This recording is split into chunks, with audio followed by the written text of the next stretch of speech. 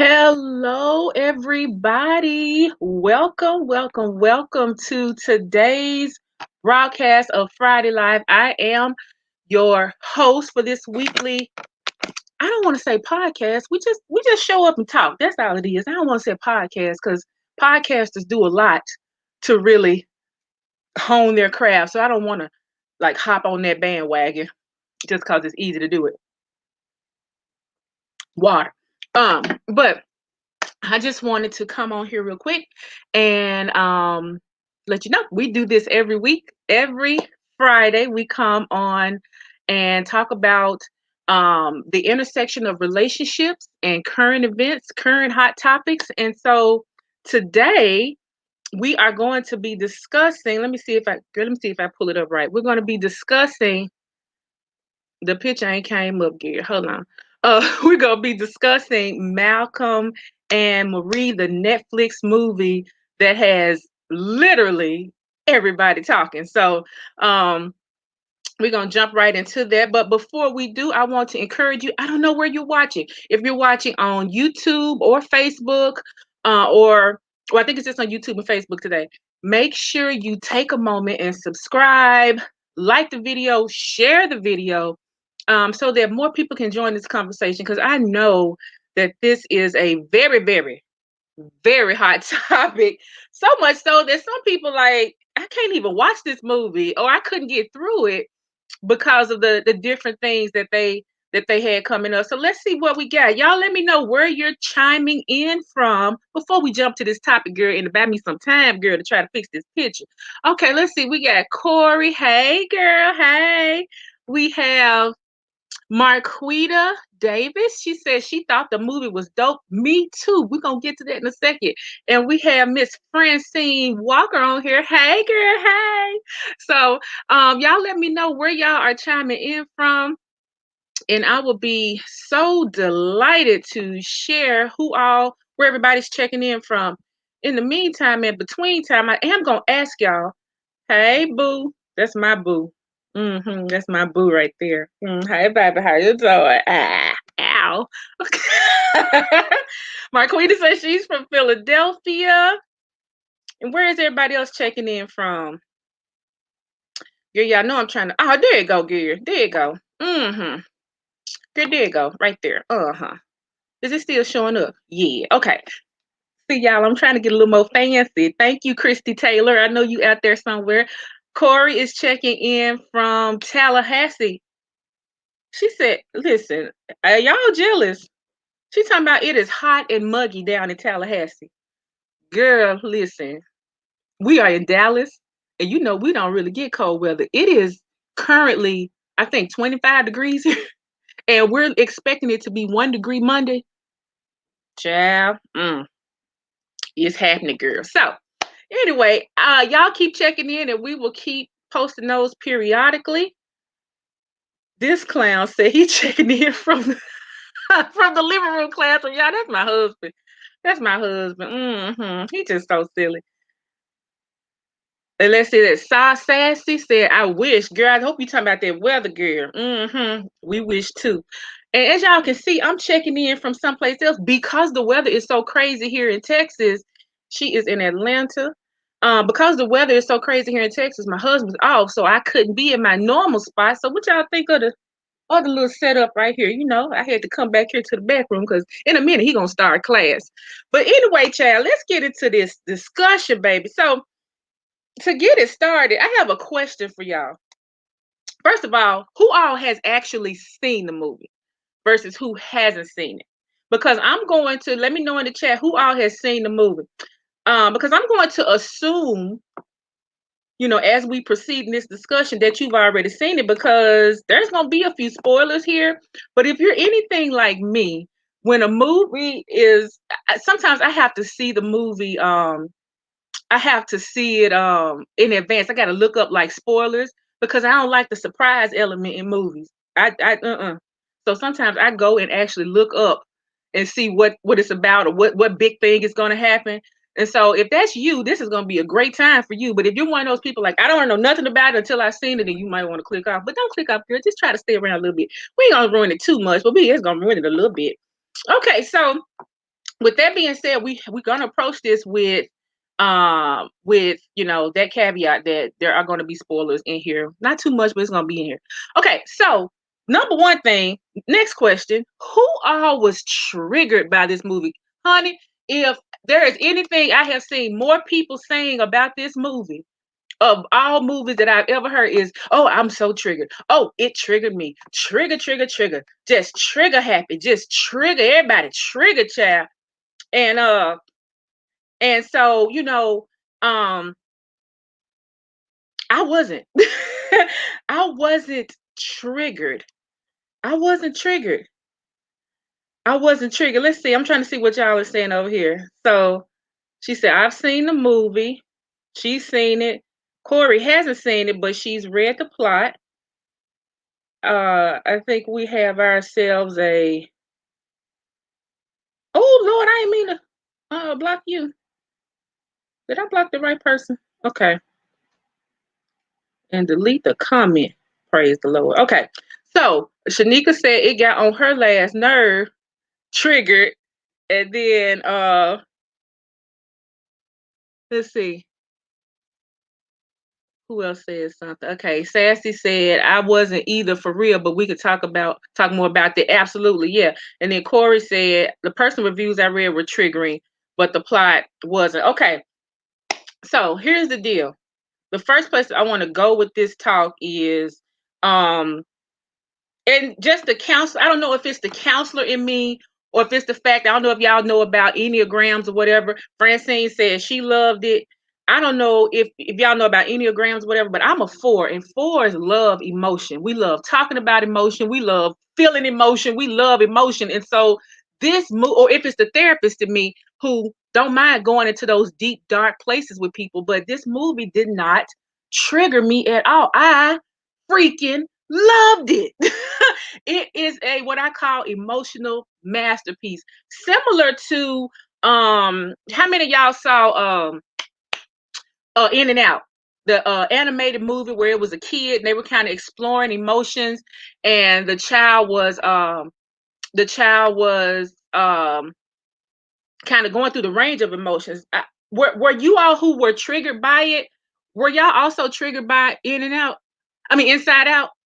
Because Inside Out, I imagine, could spark up some triggers, but because it delved into the emotional state too.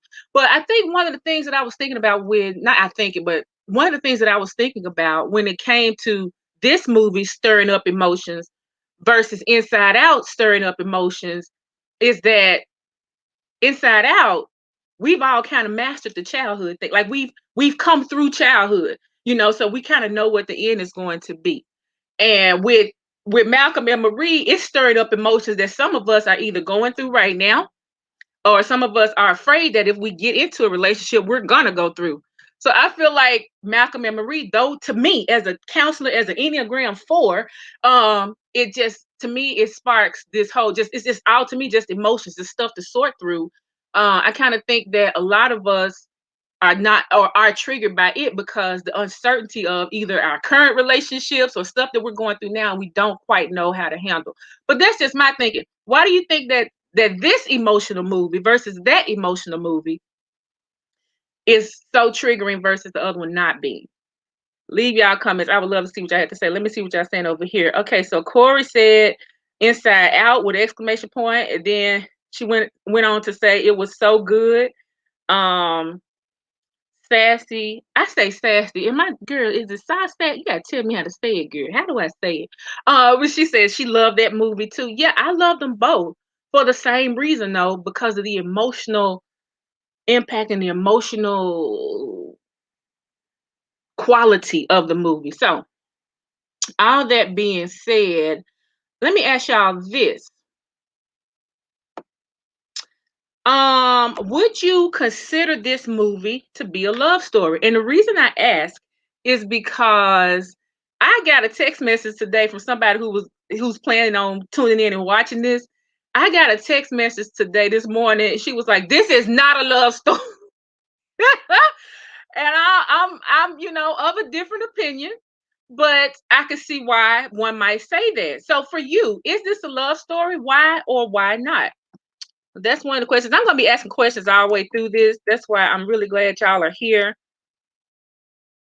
Corey said one of the reasons we are more triggered by this movie than Inside Out, because the reality is we could be Marie right now in our life. Like we can't be. I can't remember that little baby name in the movie Inside Out, but we can't be them no more. We done all kind of got past that phase, right?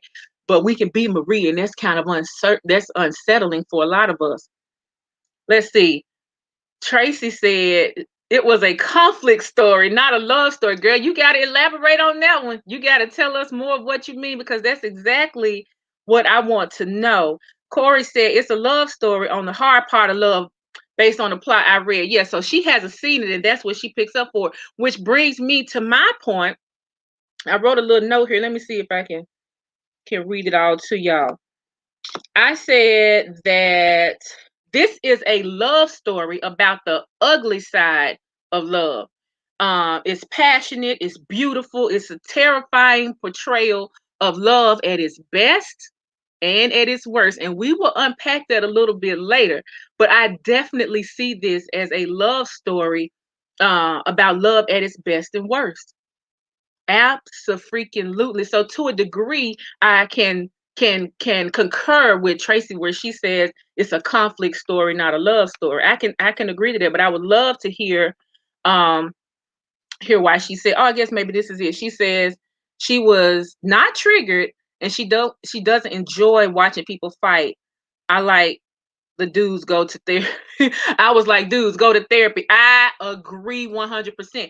Just because this I do still consider this a love story, I absolutely can see the opportunities necessary for them to go to therapy.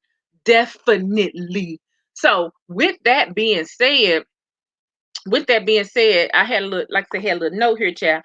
It is while we see them as toxic and triggering, etc. On some level, mm, the way that they have conflicted with each other, or should I say, these types of conflicts happen in even the healthiest of relationships.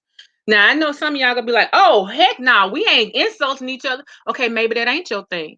Maybe that's not your thing to toss insults and do some of the things that they did. But every relationship, if you've been together more than say 6 months or a year or something like that, every relationship has in some way, shape, or form had their worst argument. Because if you remember in the movie, for those of you who've seen it, they mentioned this may be our worst argument, but this is still, blah blah blah blah. They kind of mentioned it in passing. So apparently this movie was the night of their worst argument. So to some degree, all of us have had that worst argument. Now, whether it got as bad as theirs got, don't know. But if you're honest, every relationship you've been in, you've had that to some degree, you know? And so with that being said, I would love to know, do you guys feel that toxicity, like a toxic relationship, do you feel like it can be healed? Yes or no? And tell me why. And let me see what y'all are over here saying. Let's see. She needs therapy too. And then let's see. Miss Sharon says, yes, too emotional for me, but definitely is a love story. Miss Francine said, I agree. I'm assuming you're saying about this actually being a love story versus not. Um, I don't, is it Sakit? Mm-hmm. Tell me how to say it. Um, but she says facts, and then she also says yes. And so, you know, I completely understand why people would not think that this is a love story, because typically when we think of love stories, we think of romance. We think of all the things going right and everything coming together, and this ain't that. We don't even know how this we don't really even know what happens next after this big explosive fight.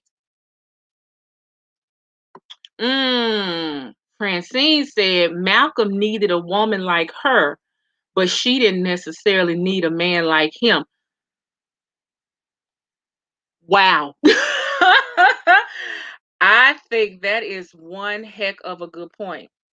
That is a good point. He needed somebody, which kind of it jumps into one of the latter parts of this, where we're talking about what some of the strengths and things were. We'll get back to that because I think that's a really great one. I think that's a really great point.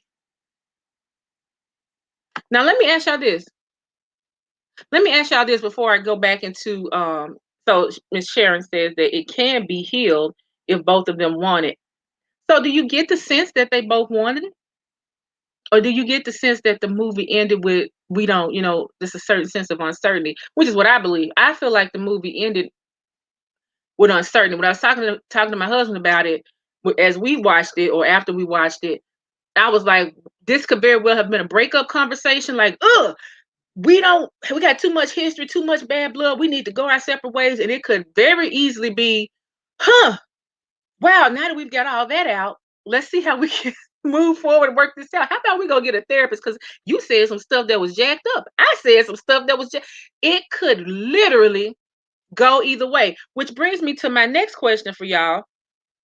Oh, Che, I didn't mean to go there. Which brings me to my next question for y'all. Um, think back into your relationship history, okay? How many of your relationships might have worked out or been saved if you and your partner would have had the skills to work through each other's imperfections and things like that rather than just leave? How many of your issues could have been worked out if both of you had the tools necessary to work through it? Like, seriously. Because really, to me, this is what this story is about. It's about what it looks like in love when the fighting is not fair, when the when the issues have been held in and haven't really come out, when you're sweeping everything under the rug, or when you sometimes have little mini battles and then you have this big explosive fight on what should have been a really, really happy, time in their relationship. Um, tell us more. Tell us more, Saket or Sakit. You said it goes beyond just having the tools, though. Say more about that. I would love to hear more about what you mean when you say it goes beyond having the tools. Having the tools and using them, I agree, but definitely having the tools. And so here's a little note that I wrote about that: imperfection and forgiveness.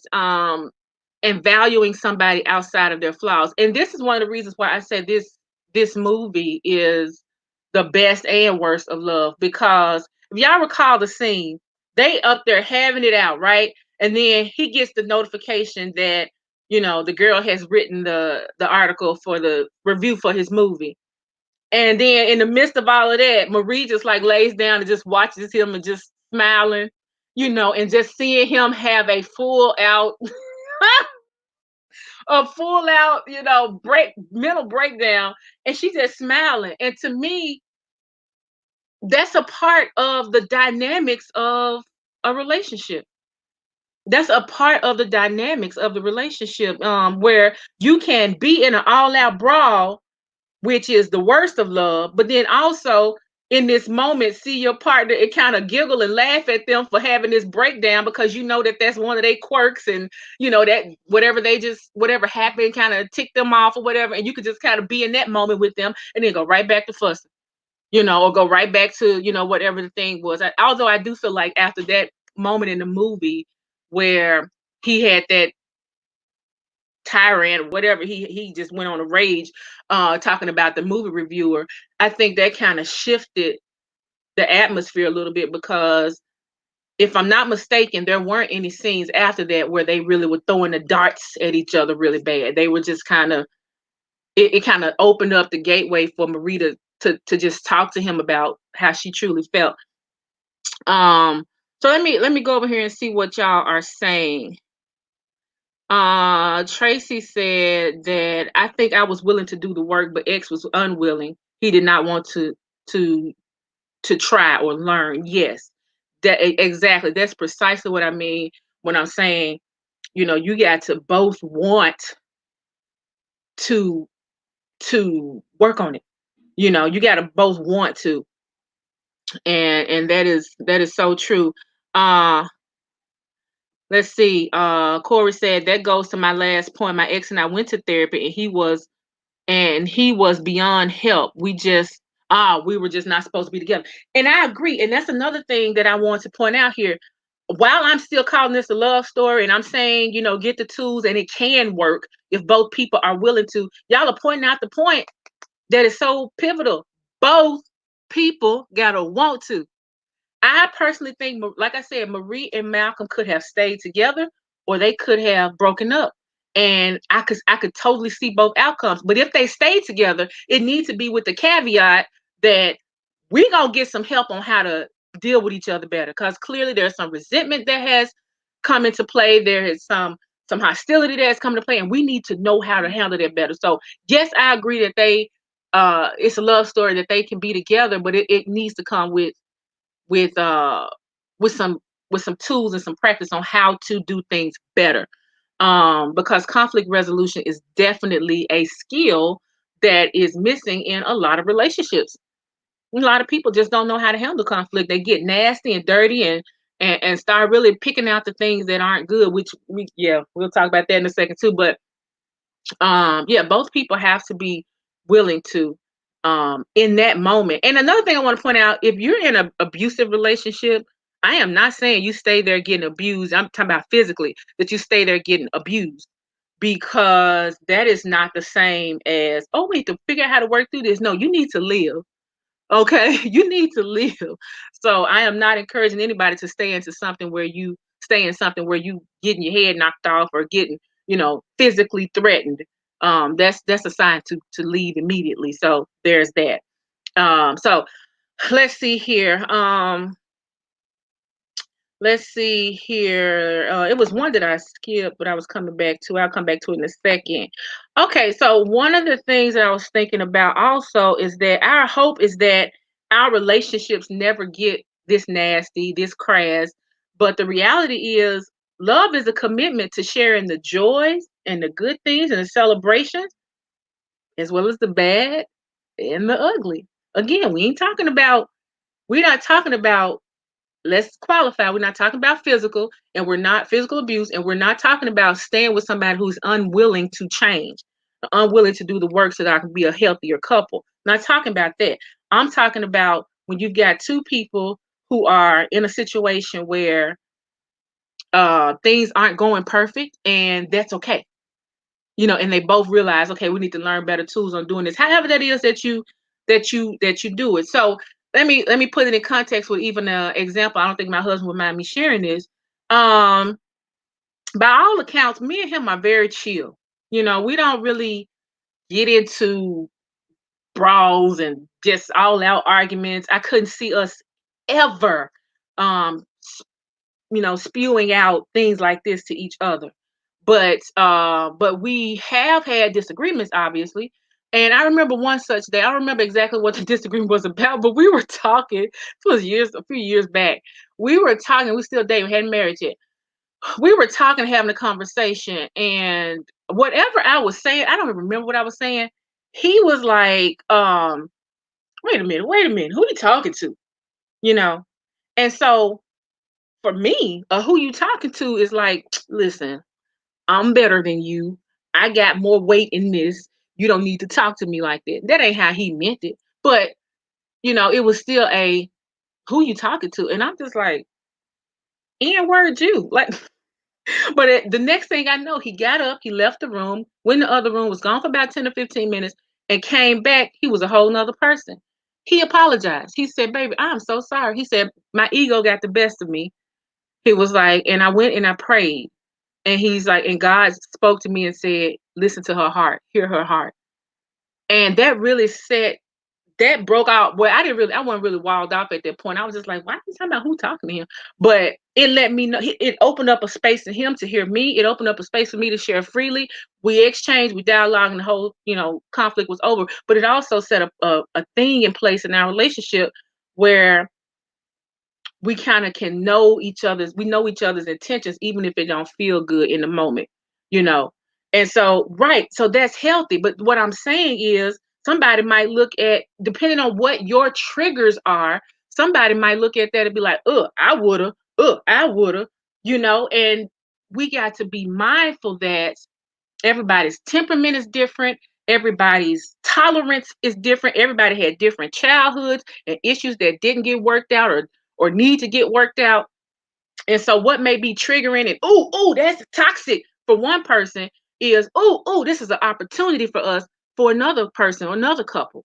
And so that's why when even scrolling through Facebook, you hear people saying stuff when people post, oh, this happened in my relationship. What would y'all do? Leave, leave, leave. And it's like, and I'm like, y'all, first of all, y'all didn't leave, everything didn't hurt you either. In that moment, not immediately.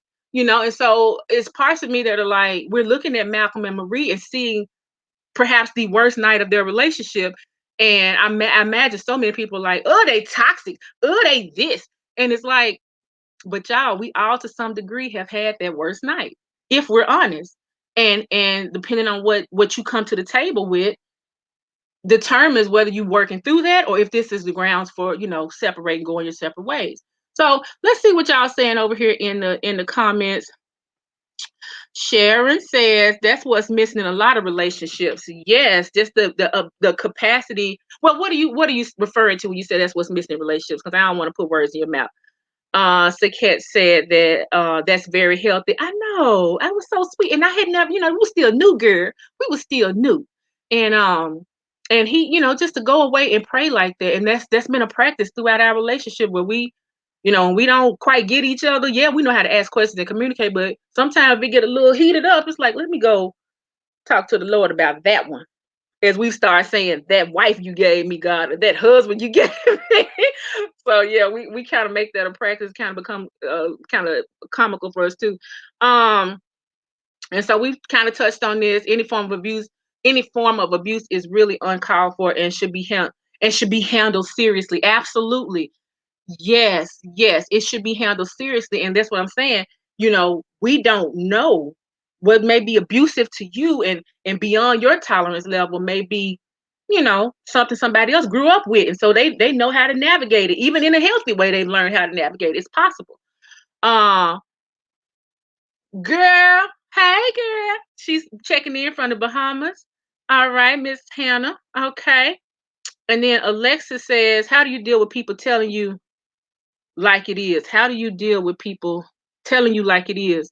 I'm assuming you're saying people just being direct. Am I correct? Is that what you're referencing? People just being direct with you? And then Corey says about her current relationship. Now, my current relationship, absolutely. He's emotionally aware. I'm emotionally aware. And we both agree that when there are issues, we should approach them in a healthy way, even if it means therapy. Absolutely. High five. High five, you ready woman, you. Okay. She know what that is. And so let's see. Moving on to the next part. Now listen, I got a question for y'all, another question. Is there anything nice or positive that you have to say about Malcolm? Malcolm specifically. Put in the comments, let me know if there's anything you have to say positive about Malcolm. Now, I will say this, having grown up around a great deal of highly artistic, imaginative, creative people, and being a little bit of one myself a little bit, definitely, because that's another thing about Enneagram 4s. We are very creative, like markedly creative, like not so much necessarily painting and all that, but creativity is a part of our description. But as it pertains to him, do you see anything positive about him? Now, I say he's brilliant. Some of the things and the depth to which he knew his craft to me was so amazing. I was like, Lord, I need to read a couple more books about what I do, because I'm like, the depth to which he knew the things that he knew about his craft to me uh was just amazing. Alexa said, Alexia, girl, I'm sorry in advance. She said he was caring and you could see his gentle side. Yes, and I think, well, we'll get to the okay. I do agree that he is actually a caring person. Um, Even though he was harsh and he was throwing stuff out that shouldn't have been said or whatever, I do agree that he has a caring side, and we eventually get to meet that person. Okay. Um, so yeah, he's brilliant. He's creative. He's well learned of his craft as a filmmaker. He's finally gotten this big break, and that gives you a lot of approval from your peers in Hollywood, and that's going to open up other doors and things for him. As Marie was telling him, because he's so, oh man, this was so great, and she's like, listen, I already see what can happen, which takes me back to like Miss Sharon saying that um I think it was Miss Sharon saying that he needed a woman like her who could kind of ground him, but she didn't necessarily need a man like him. And I could totally agree that um that Malcolm in the loftiness of his ideas needs somebody to be that. I heard Kev on stage and his wife Melissa. I don't know if y'all know them.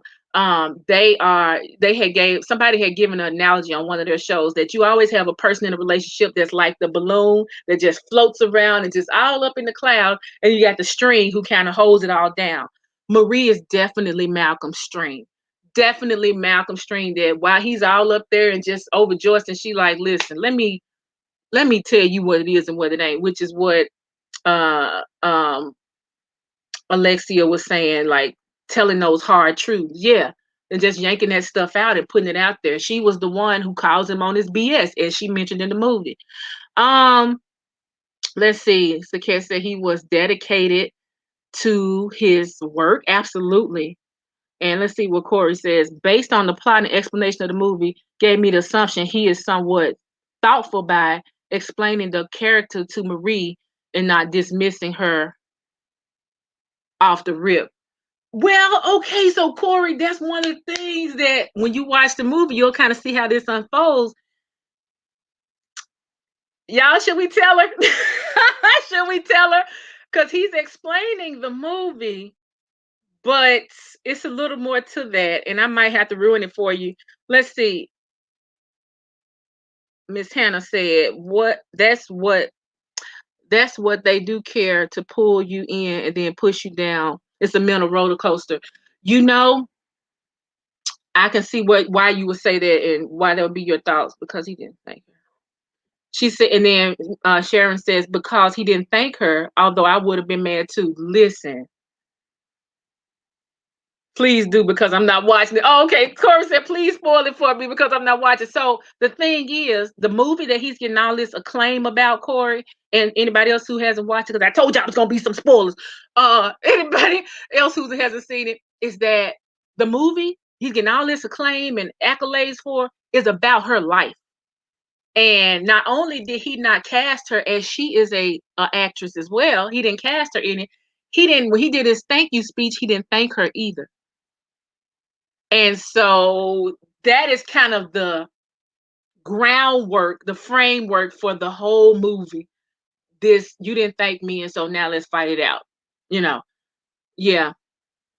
He didn't even understand why he needed to thank her. Which to me is the beauty of Marie, because one of the things that I feel about her is that she is very courageous. She is very emotionally intelligent. She knows her man.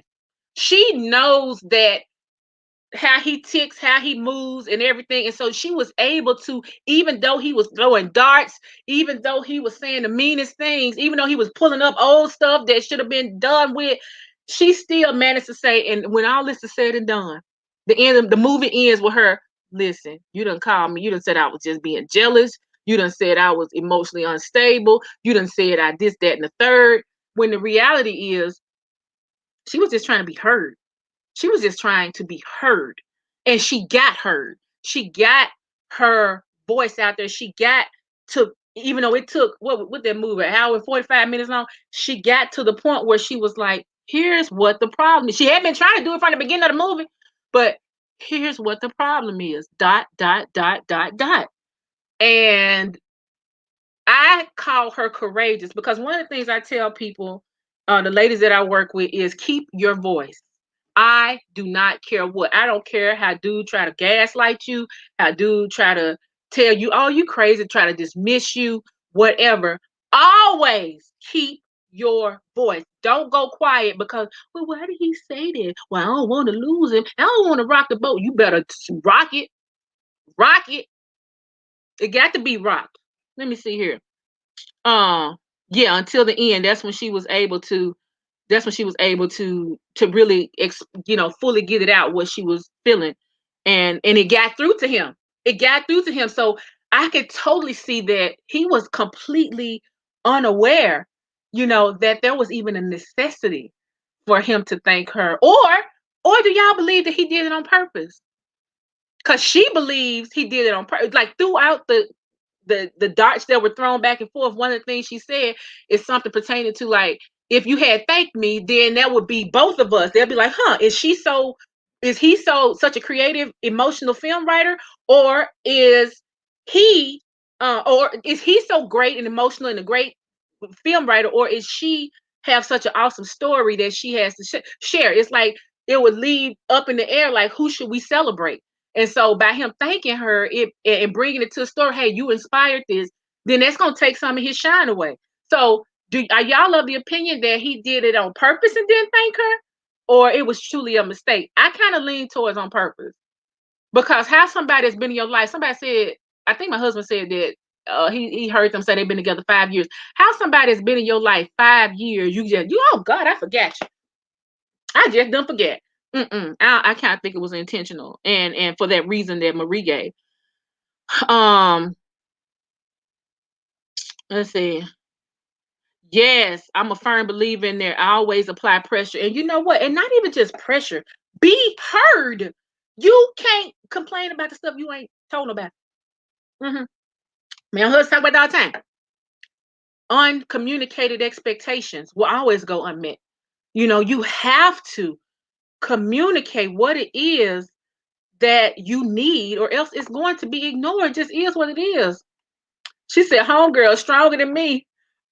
Stronger than me. I would have not talked to him the rest of the night. Girl, I can imagine the way that when I get real, real mad, yeah, I will shut up. I will shut up, because I am the type who might, in my former life, girl, I might be the one. That's why I ain't never got into like the dozens. And in Memphis we call it checking folks. I ain't never really get into checking like we was coming up, because I know from a few times where I did try to get into checking, I say stuff that really cut people at their soul. So I'm like, I don't need to. Uh-uh. That's why your mama I don't. That's why your daddy ain't there, because you don't know. Yeah, so I don't. So I have learned and practiced for years, settling myself until I can figure out what it is I need to say that really is important, and that's something I still do to this day. But yeah, so I probably would have got quiet for a minute too. Uh, Let me see. Corey and her reading the movie is hilarious. She said, "Okay, I read that, but it said that he was, but it said he said that only the hopelessness of Imani was the piece of Marie that he used, but Imani was a conglomeration of multiple women he'd known." Okay, I'm gonna give him that Imani could have been this whole big thing, this mix of all these different women. I'll give him that. But as a whole, she lived that life. But then you know what? Corey, now that you mention it, he said he done dated a whole bunch of broken women. He said he done dated a whole bunch of broken women. So that says something about him too. Him and his, need to fix people or be inspired by their stories and all that kind of stuff, which is something that Marie brought up during the movie. So Saket says that she loved how she reenacted that part. Talking about at the end, when she talked about when she finally told him everything what he need. That girl did that. It was just like I was just captured, and he was crying. And that's what. So let me talk about something else. There is a word as we talk about Malcolm, because we still kind of talking about Malcolm and who he is, and his character and what that's about. And so one of the things I said about him is that I believe he is emotionally underdeveloped. While he's so busy calling her out and saying that she's unstable and all these things, the truth of the matter is he is. He is. He couldn't stay on topic if they had paid him for it. He kept deflecting. He's a master deflector. And then he was saying she wanted some to qualify her life, or to to kind of solidify. I can't remember the word he used, but solidify her existence and all that. And I'm like, but he doing the same. He asked her more times than not, you know, he asked for her affirmation all throughout the movie. She never did. She said, "You didn't thank me." But he consistently, everything he was saying about her, I feel it was like one of these things where the one finger pointed towards her and the rest pointing back towards you. And some people would say that he's narcissist. He's a narcissist. Now let me say something, because I feel like narcissism is, as a mental health professional as well as just a person in the world, there are words that become completely overused, and narcissism is one. Now that's not to say that there aren't people who have narcissistic traits, but let me read y'all a little factoid, okay? Definitely was gaslighting her. He definitely was gaslighting her. But let me read y'all a little factoid about narcissism before you use it again. According to Psychology Today, true narcissism is measured on a spectrum.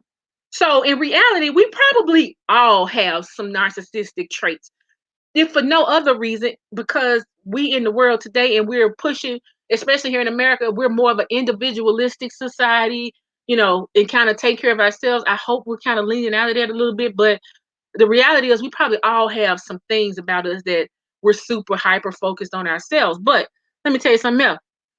Pathological narcissism, this is from Psychology Today. Pathological narcissism or narcissistic personality disorder, get this, is rare. It's rare. Okay? It affects an estimated 1% of the population, a prevalence that has not changed since clinicians started studying it.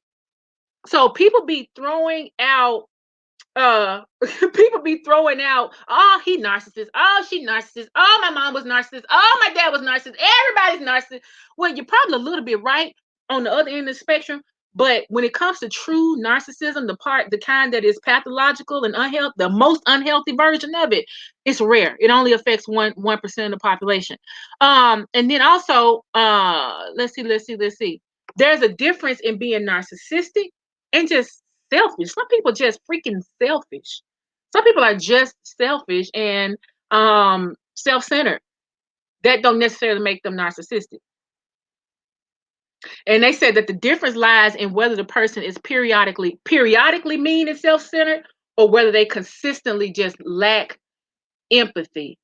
And that's the huge difference in, everybody calling everybody narcissistic.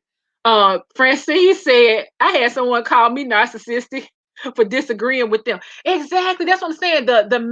We use the word so much, it's like, what does it really mean? What is it really? And it does have something to do with like a hyper focus on self and all that kind of stuff. But the reality is, if you really take it from the psychological standpoint of the real definition, again, they said only has affected about 1% of the population. Saket said, that's why I say people have strong narcissistic tendencies. That's more accurate. That's more accurate. Absolutely. That's more accurate than just writing folks off as narcissistic. So, in applying this to Malcolm, does he have some strong narcissistic tendencies? I think so. I don't know. For me, I feel like sometimes a true narcissist would be more so um intentional about their grandiose stuff, but I feel like Malcolm's was a result of whatever he was lacking from either his childhood, which he was raised with a therapist, which, how they said church kids be the worst kids. Maybe therapist kids are the worst kids too. I don't know. But so for whatever he may have been lacking, I think and because this was like a big gigantic night in his life, so I don't know how much of his is just true narcissism or even selfishness, but I can say that I can see the tendencies there, and I can see the traits and why somebody would say that. But I can't help but to wonder, how much of that is just him truly having a malfunction where he can't he just can't hear nobody else, versus he truly just is responding to his trauma that he got going on the inside. So, which also reminds me, when he first, after he had been for the first like 15 minutes of the movie, he just going on and on about his world and what had happened that night. He's on his high, and then at the moment where he finally comes down and realizes, oh, she ain't up there with me, he looked over at her like, can I, should I, will I, am I going to step into, I don't know how she feeling, like she ain't smiling and laughing with me. I don't know if I want to, you know. And so for me, he does have the capacity to have empathy to read the room. And I feel like a true narcissist wouldn't even have that because they got on blinders going on their own agenda. And he did show those moments of caring and seeing, checking in with her. Girl, say it again for the people in the back chorus. She said, if folks read the DSM-5, narcissism isn't what people think it means. Right. And so the DSM-5 is a diagnostic statistical manual.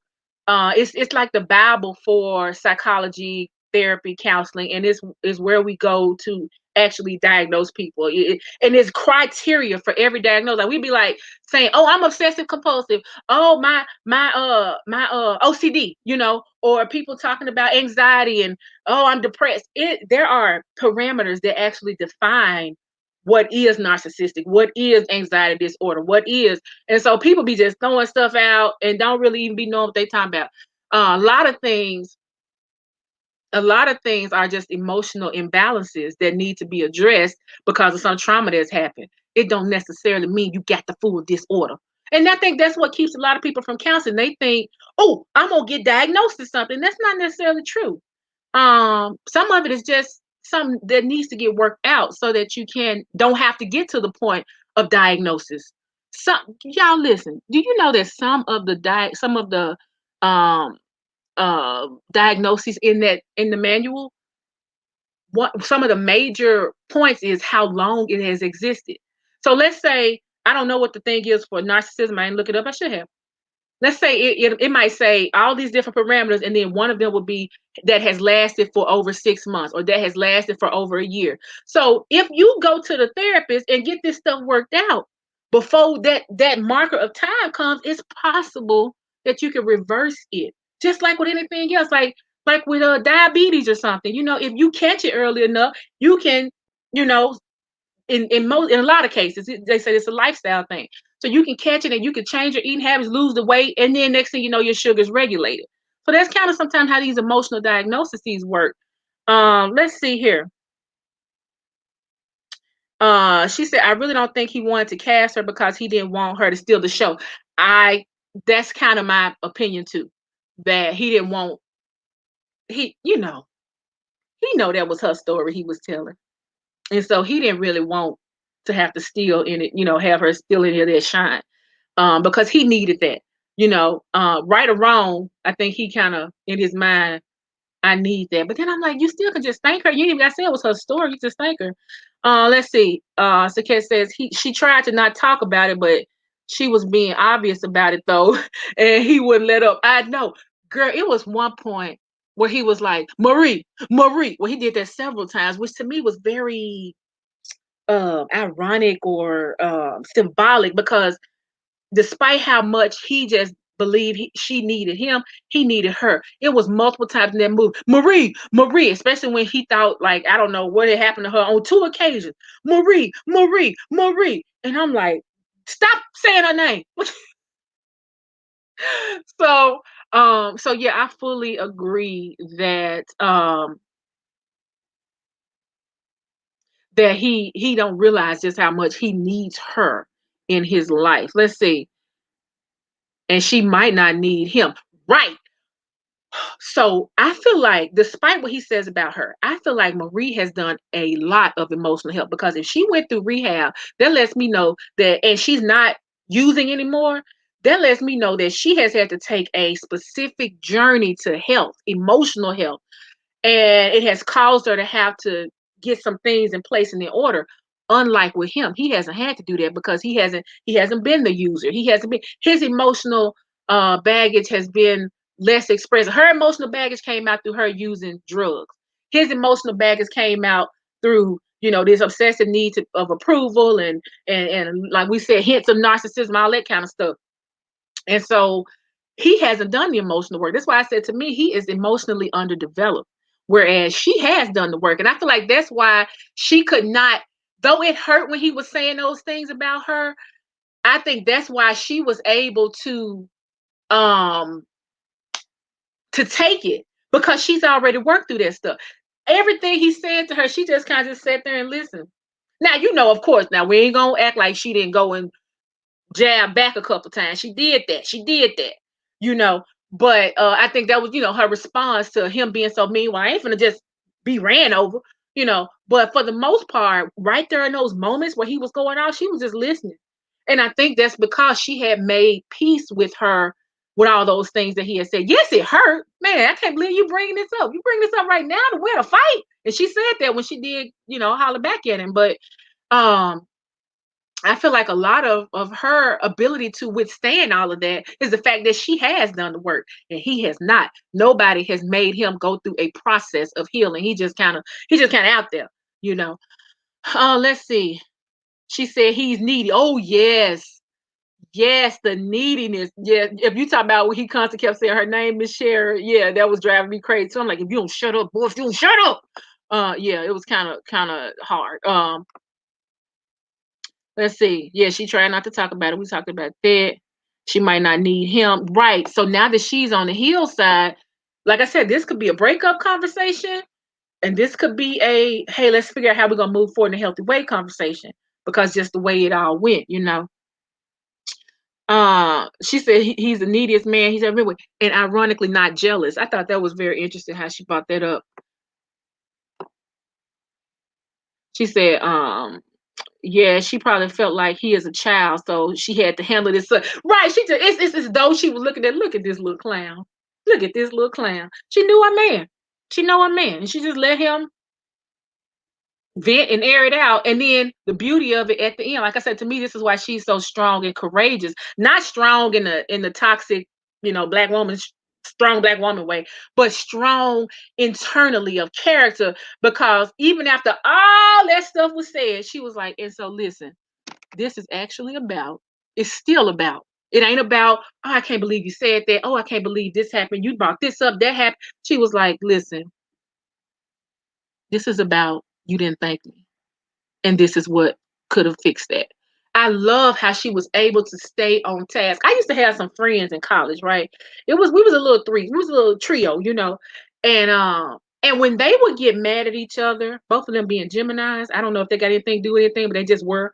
When they would get mad at each other, they would start bringing up old stuff. And even then, I wasn't even into counseling and all that. But I was like, why do y'all do that? Why, when y'all start arguing about this thing that's happening right now, y'all go bring up old stuff? I'm like, that's not fair. That's not right. Talk about this stuff when it happened or have a separate conversation. But right now, the argument is about this. Y'all need to stay on topic. And, they struggle with it, but, I help them. But the point is, I have, that's just irked me. People who just divert, who deflect. That irks me. Or it used to really irk me a lot. But people who just can't stay on task, I'm like, that ain't what we talking about right now. So despite how many times she was like, she would say something, he's like, see, you jealous. And she like, that's not it. And so I admire a woman who can hold and keep her voice and really stay on task, even despite all the meaning, crazy things he said. Francis said, if he was always fixing broke women, he could avoid the emotional work and still be a book. Yep. We can go and take the offering and shut this down right now, cuz he stayed on them broken women. And you're right. As long as he had them seemingly a step below him, he didn't have to do his work. And he could always be above. Girl, you done said that and spoke a word. Now again, and so now I need a Malcolm and Marie part two. Because I need to know what happens. I need to know if they break up and he like, man, I keep going through this same cycle. Let me go to therapy. Or if, they stay together and work it out some other kind of way. But that is so good. That is so freaking good. Y'all laughing at me talking about we go shut this down and take up the offering care. So another question I have for y'all is, and this might be towards the end of our question because we get towards the hour and I won't hold, I don't want to be before you long. Praise the Lord. What are some of the qualities in the positive aspects you can see in Marie? Like I know for me, one of the things I get from her is that, like I said, she's strong. She's kept her word, not the toxic strong, but the strong a character. She's done that work, and it's evident that she has because she can articulate exactly what it is she needed. And even though she got down in the gutter with him too, because okay, but on occasion throughout the conversation, she pretty much stayed above board and was like, "Bam, here it is. Here's what I need." So to me, that's the strongest, the best characteristic she brought to the table. What are some of the ones that y'all can see in her? Francine asked the question, "Do I think the relationship is salvageable?" Absolutely. So I know that is an unpopular opinion. Most people like, "Oh, it's toxic. Leave." Like I said, I guess it could be the therapist in me that I saw more opportunity in their relationship than I did reasons for them to break up. Because the thing I saw for me, looking at it from a person who helped people work through things and salvage things, uh, I thought they really care for each other. Okay, I saw that they actually care for each other, and sometimes that's the spark you need to start a whole fire of change. You know, um, because you probably ain't spending that much time insulting and investing in somebody you don't actually care about. So there's that piece. Salvageable because if you remember at the end of the movie, they're out there on that hill and they're standing up there. We don't know what conversation was going on. We don't know if she was like, well, this is it. And so I'm like, depending on what was being said and I would love the movie a part two where they pick up right there on that hill and whatever conversations being had right there. And I think potentially that was the director's point, was to say, to leave us in the air. And potentially, if this is your relationship, y'all having all these arguments or whatever, it's salvageable if you want it to be, or it's time to break up if you need it to be. So I could see, because really all they need to know is one, how to fight fair. Two, they need a couples therapy to work on how to fight fair, conflict resolution, and and then working on like the dynamics of competition perhaps in a relationship and just appreciate your partner. But then also I feel like he needs a one-on-one therapist, and she do too. But I think he needs it more because I think he has gone unchecked for so long. He needs to really pull up the trauma from his past and work through it. So do I think it's salvageable? Absolutely. Absolutely. But they have to both want it to be. Um, they have to want to both salvage it and do the work to salvage it. Not just say, oh, we're gonna hang on to something that's broken, clearly. But no, we're gonna work on how to do it better. Alexia says she feels that Marie is articulate, logical, able to get her point across, strong, and kept her emotions in check. Didn't she, girl? She did that. And I'm one, girl, now listen, I'm one who loved the emotional stuff. But she handled that masterfully, in my opinion. Um, right. So Francine said she was supportive, insightful, intelligent, and she was able to separate her emotions throughout the art. Yes. Yes. And not lose them. It's one thing to separate it, and it's another thing to lose it. Because I know as some guys will gaslight and kind of deflect and get defensive on something that ain't even got nothing to do with what you're talking about. She was able to still maintain. And I love that. I love that. I can really appreciate that. And I remember I have been one who couldn't do that before. And maybe that's why it's such a big deal to me now, because I do it now. I picked that up before I even met my husband. Like, I learned early on that when you start giving allowances to be spoken over, or giving allowances to kind of redirect the conversation from something that's important to you, it kind of sets a precedent, and we don't want to have that precedent. As I say, keep your voice, despite no matter what. Francine said, given the way some men shut down, I appreciate his willingness to talk. Yes. And so that's something else to me. They're both, even though they ain't doing it right, they both coming to the table, battling it out. And so I'm like, when directed and guided in the right way on how to battle it out, I totally believe this is salvageable. But again, as I keep going back to, they both have to want to. So all that being said, I rate this movie really high, 10 out of 10. And I know there are some people who are like, ugh, girl, no way. Yuck.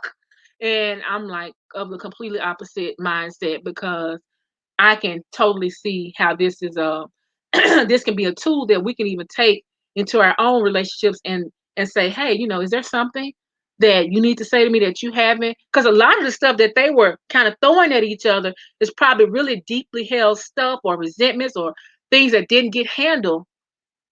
You don't just get to that point of um you don't get to that point of toxicity of throwing those types of words out at your partner without there having been somewhere where it started. You know what I'm saying? So put your number in the comment below, what in the comments what you how you rank this movie. Like I said, to me, a smooth 10 out of 10. Only thing I wish is to know what they were saying on that hill. Um but yeah, let me see. She says she gives it a 9. Francine gives it a 9. Yep. So Lexia gives it a 10 as well. So I'm not by myself, girl, because I thought I was by myself in enjoying this because all I saw was so many people that were triggered. But like I said, if you take this movie, you can use it as a tool, as a discussion piece in your current relationship. And hey, is there anything you need to say that you haven't? I don't want us to ever get to the point, anything you holding back, et cetera, et cetera. So um but that's just like I said, a therapist in me sees opportunity in this movie, in this relationship, in this movie, more so than I see it's time to necessarily go. Again, if both of them want to. So Kara says she gives it a 7, 8-ish. Okay, all right, all right. Well, you ain't give it a 1, so I'm happy to see that. So anyway, you guys, I do not want to hold y'all past time. Not too far past, 'cause we already a little bit past. But I do want to encourage you, share this broadcast. Continue to leave comments. If you're watching the replay, absolutely engage in it. I appreciate y'all for showing up and for sharing your thoughts. And by all means, subscribe to the Soul Care for Single Black Women YouTube channel, Facebook page. We just rebranded the YouTube Soul Care for Single Black Women YouTube page. So we're going to be adding all kind of content and things there, and just tips on how to better care for your soul. So if you're not already subscribed to that YouTube channel, be sure to do that. Um, and tell a friend. Tell a friend, because I'm out here serious about this work, chat. Let's see. Kiara said this was fun. Girl, I had forgot you was on here, girl. I forgot you was on here, girl. Hey, girl. But yes, so you guys, looking forward to seeing y'all next week. We're gonna have an amazing guest.